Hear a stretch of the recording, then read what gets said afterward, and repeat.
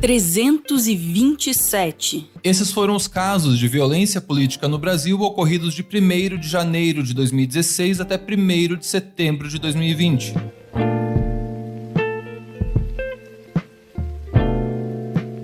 No período, foram nada menos do que 68 assassinatos de mandatários eleitos ou de candidatos ou pré-candidatos a cargos públicos e outros 57 atentados contra a vida. Os outros 202 episódios se dividem entre agressões, ameaças, ofensas, invasões e criminalização de agentes políticos. O mapeamento foi feito pelas ONGs Terra de Direitos e Justiça Global, por meio de notícias publicadas em veículos de comunicação de abrangência nacional, estadual e municipal, além de denúncias públicas. Os dados foram reunidos no relatório Violência Política e Eleitoral no Brasil, Panorama das Violações de Direitos Humanos de 2016 a 2020. A linha do tempo do relatório mostra que os casos de violência política explodiram no país em 2019. Foram quase 4 vezes mais ocorrências do que em 2017, por exemplo. Levando em conta o quadro geral, de janeiro de 2016 a setembro de 2020, o Brasil registrou em média um caso de violência política a cada 3 dias. Numa conta mais específica, ocorreu um assassinato ou atentado contra a vida de agentes políticos a cada 13 dias. Em um único ano, 2018, aconteceram os 2 casos de violência política mais emblemáticos do período. Em março, a vereadora Marielle Franco, do PSOL, e seu motorista, Anderson Gomes, foram executados a tiros no centro do Rio de Janeiro. A gente quer saber quem matou, quem mandou matar, sobretudo quais foram as motivações desse crime, para poder não mais permitir que esse tipo de coisa continue acontecendo no nosso estado, uma vez que a gente se diz dentro de um Estado democrático e o assassinato da Marielle é um crime contra a nossa democracia. Em setembro do mesmo ano, o então candidato a presidente da República, Jair Bolsonaro, na época no PSL, sofreu um grave atentado à faca em Juiz de Fora, Minas Gerais, durante um ato de campanha. O relatório da Terra de Direitos e da Justiça Global deixa claro que a violência política no país é hoje uma prática que atinge todo o espectro ideológico. Nos casos mapeados, as vítimas integravam nada menos do que 34 partidos políticos, da esquerda à direita. E se, no cômputo mais amplo, 2019 tinha sido o ano mais violento da política brasileira, o recorde de assassinatos e atentados até a data da publicação do relatório pertencia a 2016, ano de eleições municipais.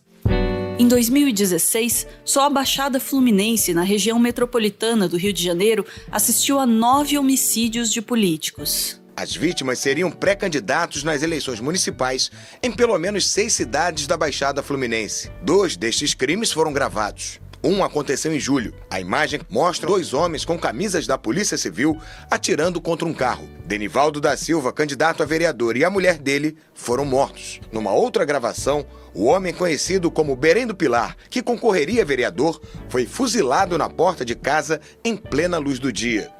A situação era tão grave que o então presidente do Tribunal Superior Eleitoral, Gilmar Mendes, foi pessoalmente até o cartório eleitoral de Duque de Caxias e solicitou ao Ministério da Justiça a participação da Polícia Federal nas investigações. Ainda assim, o recorde de 19 assassinatos políticos em todo o país em 2016 começou a ficar para trás esse ano. Só até 1º de setembro, a Terra Direitos e a Justiça Global tinham contabilizado 13 homicídios de agentes políticos no Brasil. Só que a partir daí as coisas parecem ter ainda piorado.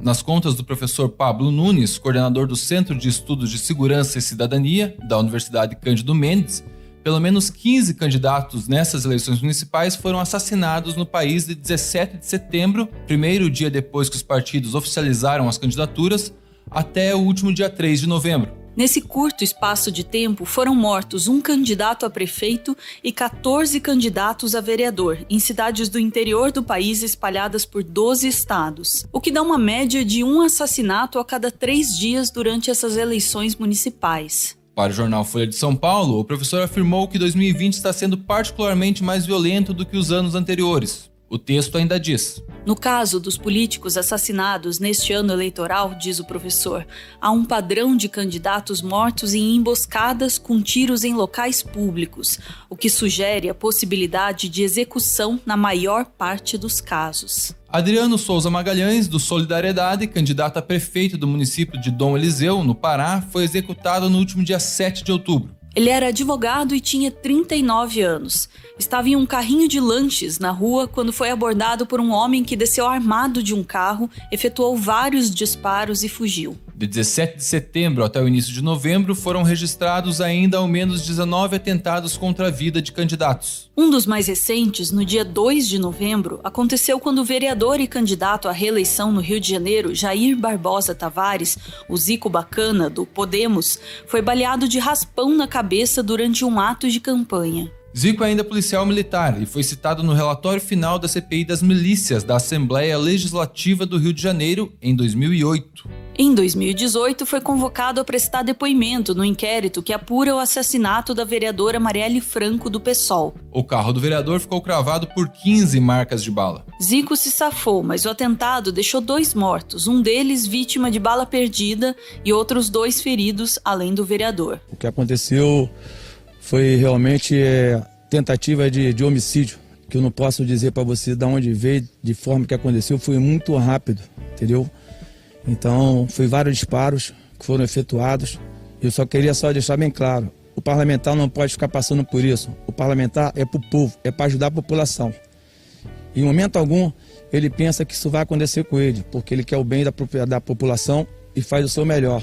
E, infelizmente, está acontecendo isso com vários outros políticos, como tem acontecido durante esses meses aí. 2 dias depois, em 4 de novembro, Valmir Tenório, o Valmir do Bibi, do PT, candidato a vereador de primeira eleição em Paraty, no Rio, foi assassinado a tiros no bairro Parque da Mangueira, onde morava. No início de outubro, 2 candidatos a vereador do município de Nova Iguaçu foram mortos a tiros em um intervalo de apenas 11 dias. Um deles havia sido preso em julho durante a operação que mirou uma milícia do município. Só na Baixada Fluminense, a iniciativa Direito à Memória e Justiça Racial contabiliza que 12 pessoas que se candidatariam nessas eleições às câmaras municipais foram assassinadas desde o ano passado.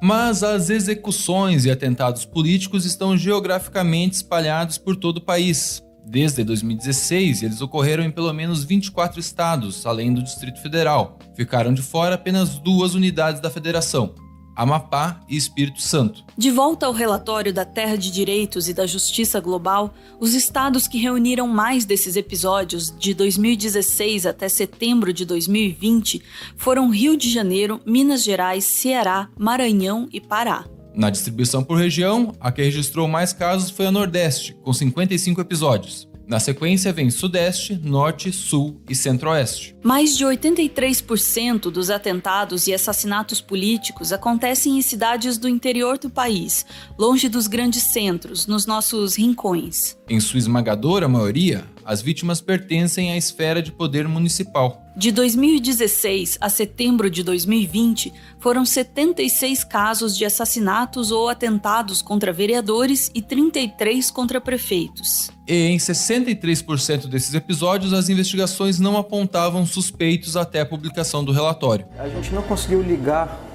os mandantes nos mesmos crimes, né? Porém, essas cidades, elas estão localizadas aqui, fazem parte da região da usina, né? Do lago da usina hidrelétrica de Tucuruí. Essas cidades, elas são estratégicas do ponto de vista arrecadatório, por quê?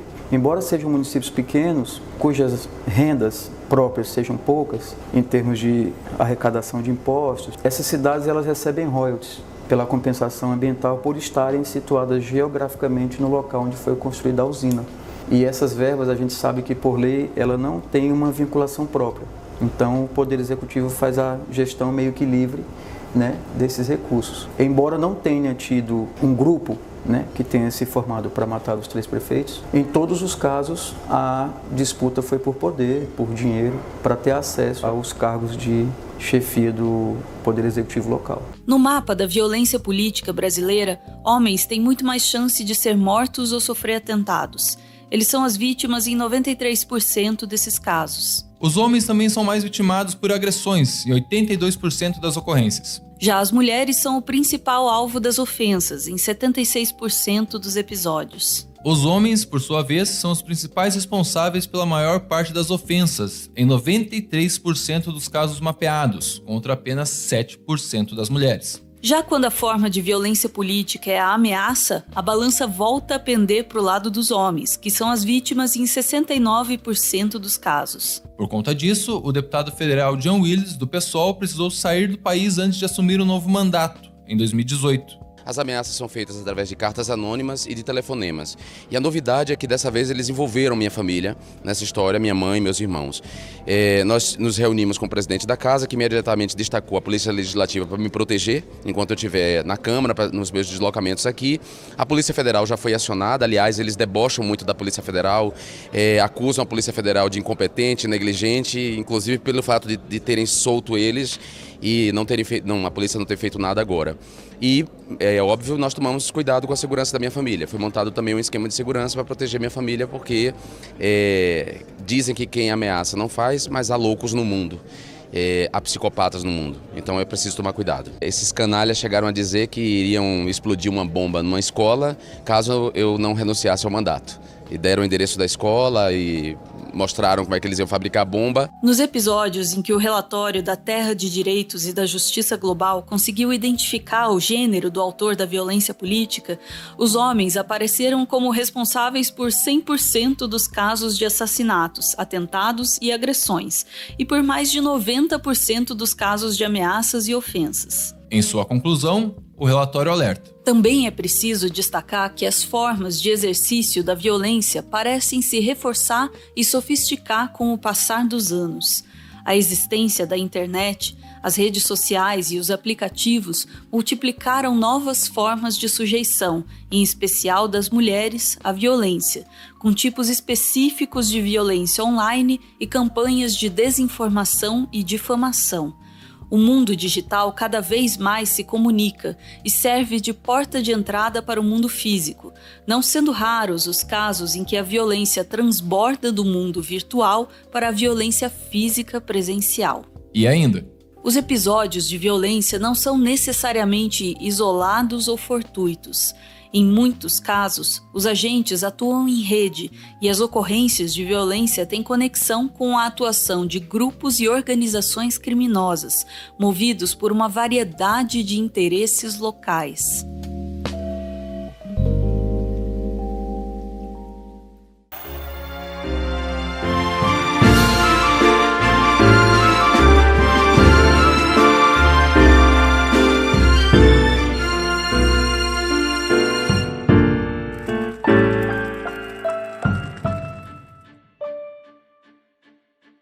Muito obrigado por ver esse vídeo até o final. O Meteoro é mantido graças a uma campanha de financiamento coletivo. Quem participa aparece aqui no finalzinho para receber o nosso agradecimento e para homenagear quem ama.